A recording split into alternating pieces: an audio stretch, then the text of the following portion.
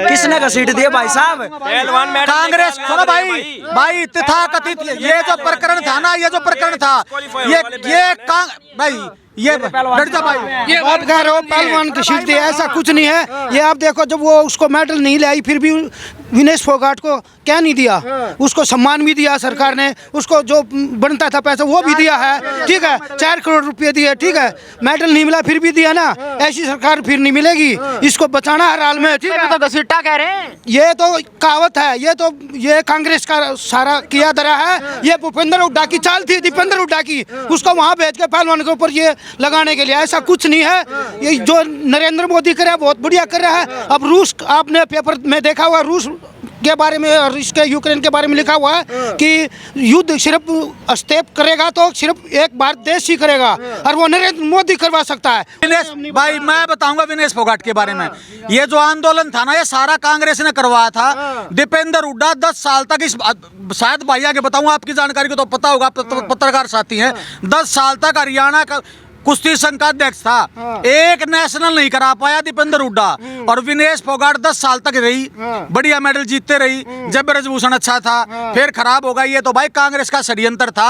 अब की बार मेडल नहीं जीता, न्यू का वेट खराब हुआ, 100 किलो वेट भाई मोदी ने बढ़वा दिया। बताओ मेरे को, 100 ग्राम वेट बढ़वा दिया कि वहाँ 1 ग्राम की भी छूट नहीं होती। इंटरनेशनल कोच हूँ भाई, और इंटरनेशनल रेफरी हूँ, और इन पहलवानों के बारे में जितना मैं जानता हूँ ना, उतना शायद कोई जानता हूँ। यही था सारा मकसद है। सुनो, आओ बिगी रहा बिगी, लोग बावड़े को ना।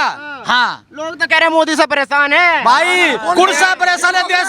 तीसरी बार इतिहास में, भाई सुनो, इतिहास में तीसरी बार केंद्र में सरकार 240 सीट, उनकी तीसरी बार में 99 सीट, 100 भी पूरी ना हुई। हरियाणा वाले ने आधी क्यों कर दी?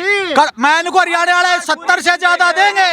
मैंने बताया 8500 रुपए का खट्टा 5 कर दी, 8500 का खटाखट था, झूठ थी भाई, लोग बरकला लगी, समझ में आ गई। तीसरी बार आ रही है बीजेपी की सरकार।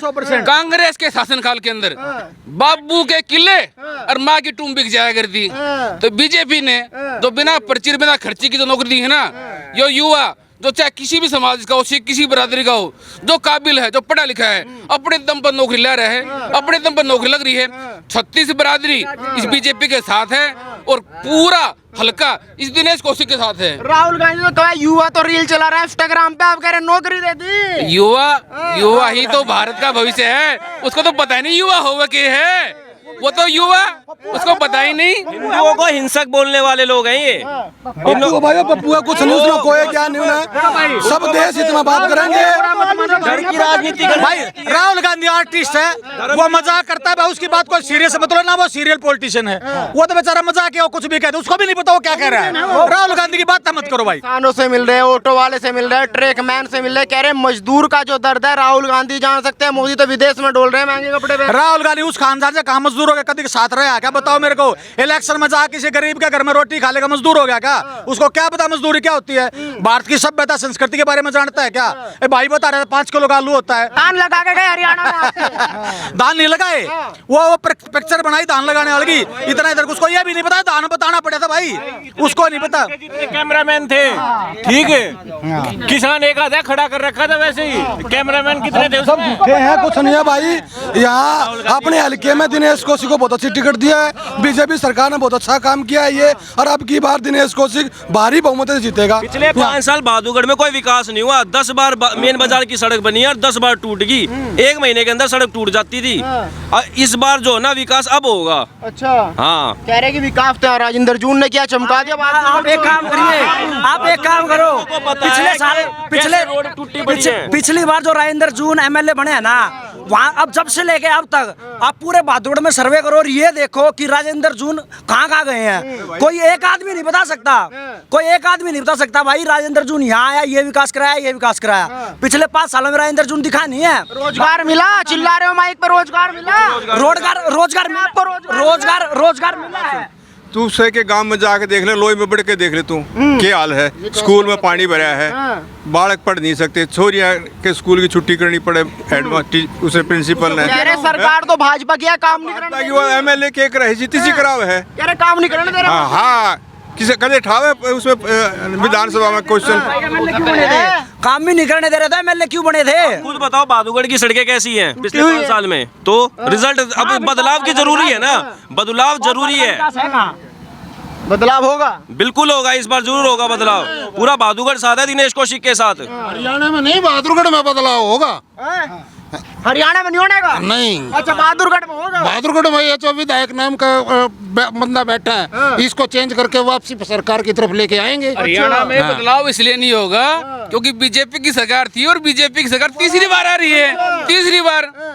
देखो, जब बात होती है विकास की, काम की, तो जब हरियाणा में बीजेपी की सरकार करवा रही है, किसान खुशहाल है, युवाओं को अपने दम पर, अपनी काबिलियत के आधार पर नौकरी मिल रही है, तो इससे बढ़िया और क्या चाहिए आदमी को? सुख चैन।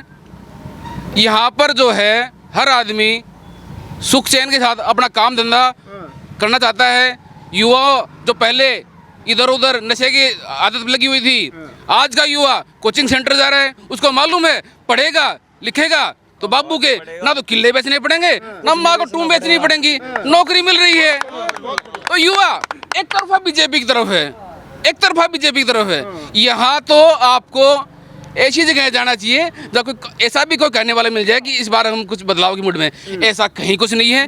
ये जो विपक्ष है उसके पास में ना नेता है, ना नीयत है, ना नीति है। अरे दो यहाँ नेता, आप तो कह रहे नेता नहीं है। कौन नेता है? कहाँ नेता एल्जा है, हुड्डा अरे है, वो तो भूपेंद्र गुट है, वो तो कोई कहता है किसकी गुट है? भाई साहब, नायाब सैनिक को क्यों भूल गए? नायाब सैनिक भी तो है, नायाब सैनिक को भूल गए। हुड्डा गिनवा दिया आपने, शैलजा गिनवा दिया, नायाब सैनिक का नाम क्यों नहीं ले रहे आप? कह रहे उनका जलवा नहीं है। किसका? उनका जलवा नहीं है तो किसी का नहीं है। नायाब सैनिक का बयान सुना है आपने? जो बच्चे, जो उन्होंने कमिटमेंट की है ना नौकरी देने की, वो अपनी शपथ भी बाद में लेंगे, पहले बच्चों को नौकरी चढ़ाएंगे। कह रहे चुनाव नजदीक आया तो चुनाव नजदीक आया तो बौछार कर दी बातों की। चुनाव नजदीक आए तो बौछार कर दी। भाई साहब, जो पहले जो मंत्री थे उन्होंने तो वो भी नहीं किया। अभी वो उन्होंने ये तो बोला है कि भाई, उन्होंने ये तो बोला है कि लोगों को नौकरी देंगे लेकिन उसके बाद मैं शपथ लूंगा। अच्छा, आपको नौकरी मिली? है भाई, मैंने वो काम ही नहीं किया जो मेरे को नौकरी मिले। मेरा अपना काम चल रहा है, बढ़िया है। मैं उससे खुश हूँ, ठीक है। अगर मैं पढ़ाई लिखाई करता तो मेरे को भी नौकरी मिलती। आप नहीं चाहते सरकारी नौकरी लगे? नहीं, मैं नहीं चाहता भाई साहब। सारे लगेंगे भाई साहब, सारे नहीं लगा नौकरी। जो पढ़ रहा है वो नौकरी लग गया है और बिना खर्चे पर्ची लग गया है। जिन अपना बिजनेस कराया है, लघु उद्योग कराया है, मोदी सरकार ने दिया है, छोटा बिजनेस करो अपने यहाँ, नौकरी मत करो, अपने ला रहे हैं। और राजेंद्र जून की बात करो, राजेंद्र जून तो भाई साहब मालवीय नगर रहता है, दिल्ली में रहता है, हरियाणा में कभी आता ही नहीं वो यहाँ। 5 साल की दिन दिखा होगी ना, बता दो। ये बुरा हाल है इस हरियाणा का। क्या है बहादुरगढ़ का? किस मुद्दे पे चुनाव है बहादुरगढ़ में? भाई बहादुरगढ़ का मुद्दा एक ही है, यहाँ का जो स्थानीय विधायक है ना, वो हुड्डा की अनुकंपा के कारण जीतता है ना, वो कभी 5 साल उसमें आता।